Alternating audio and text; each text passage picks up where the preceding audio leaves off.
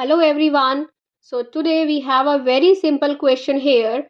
What is the question? We have two equations. First equation is 2 raised to power x plus 2 raised to power y is equal to 17, and the second equation is x plus y is equal to 4, and we need to find the value of x and y.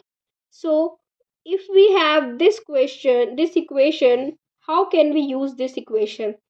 Can we write this equation x plus y equal to 4? This implies if we take these things on the power of 2 raised to power x plus y is equal to 2 raised to power 4. That means 2 raised to power x multiply 2 raised to power y is equal to 16. Now consider these two equations. This is equation number 1, and second equation is this. Now this is very simple. Look at these equations, like we have two numbers whose sum is 17 and whose product is 16. Two numbers like this can only be 16 and 1, because 16 multiply 1 is 16 and 16 plus 1 is 17.